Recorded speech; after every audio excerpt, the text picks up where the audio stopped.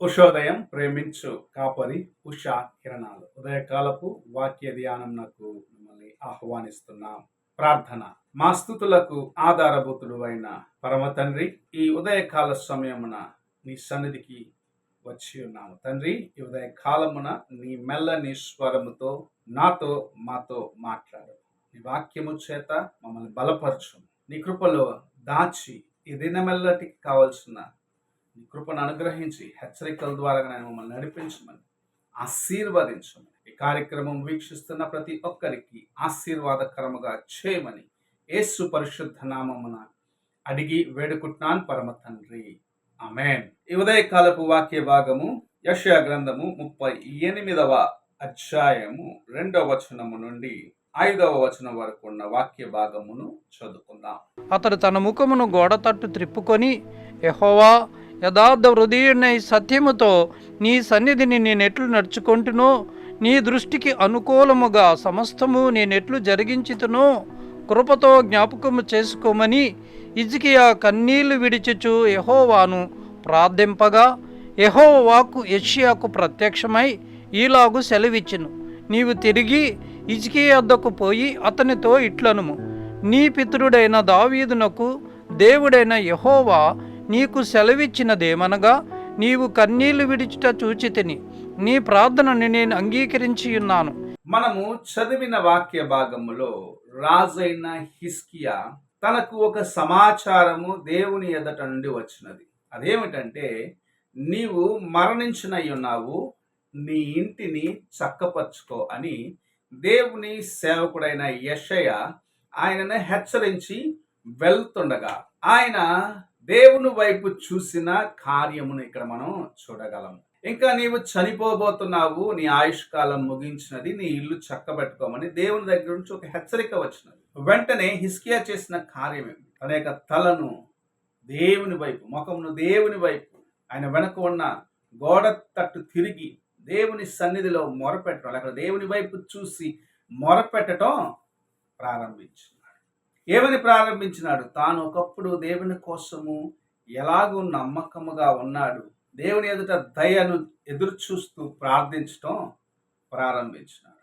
ఈ దినములో చాలాసార్లు ప్రభు తన సేవకుల ద్వారాగా మనకు హెచ్చరికలు ఇస్తూ ఉంటాడు. నీవు చేసేది పొరపాటు, చక్కపరుచుకో, ఈ కార్యమును విడిచిపెట్టు. దేవుని యొక్క హెచ్చరిక ఇదని అనేక సార్లు దేవుని సేవకులు హెచ్చరిస్తూ ఉంటారు. దానిని నిర్లక్ష్యపరిచినప్పుడు, నీవు సరి చేసుకోవాల్సిన కార్యమును సరి చేసుకొనకుండా నీ ఇష్టానుసారముగా నడుచుకున్నట్లయితే దేవుని యొక్క ఉగ్రత నీపైకి రావటము ఎవ్వరూ ఆపలేరు. అయితే హిజ్కియా లాగా ఎవరైతే నిజముగా దేవుని వైపు చూసి తమ హృదయమంతటితో ఆయన యొక్క కృప కొరకు, ఆయన యొక్క కనికరము కొరకు ఎదురు చూస్తారు, తన యొక్క బలహీనతల మధ్యలో దేవుని సన్నిధిలో యథార్థముగా తమ హృదయాలు ఒప్పుకుంటారు, తెరచి నా బలహీనతలు సరిచేయి, నేను ఒకప్పుడు నీలో నమ్మకముగా ఉన్నాను, ఇప్పుడు మార్గము తొలగిపోయినాను, అయినను నన్ను కనికరించమని ఎవరైతే ప్రార్థిస్తారో వారికి దేవుని యొక్క సహాయము ఎన్నడూ వేచి ఉంటుంది. ఈ ఉదయకాల సమయమున నీవు ఇలాంటి హెచ్చరికలు నీకు ఇవ్వబడినప్పుడు ఎలాగూ నడుచుకుంటున్నావు, నీ హృదయమును ఎలాగూ దేవుని సన్నిధిలో కాపాడుకుంటున్నావని పరీక్షించుకునే సమయం ఇది. ఎందుకు ప్రభువు నీకు హెచ్చరిక ఇవ్వాల్సి వస్తుంది అన్నది కూడా నీవు చూసుకోవాలి.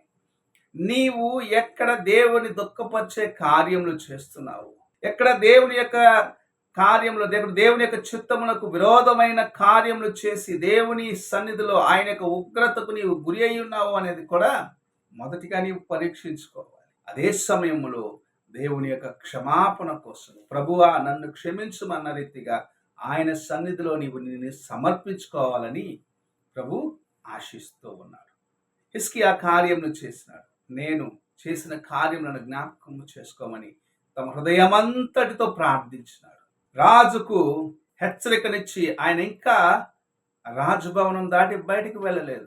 ఆయన వెళ్తుండగానే దేవుని యొక్క మాట తిరిగి వచ్చినది. ఆయన యొక్క ఆయుష్ పొడిగించబడినది. 15 సంవత్సరాలు ఆయనకు ఆయుష్ పొడిగిస్తానని తిరిగి వెళ్ళి చెప్పమని దేవుని దగ్గర నుండి యెషయాకు ఆజ్ఞ రావటం చూడగలం. అది ఎలా జరిగింది?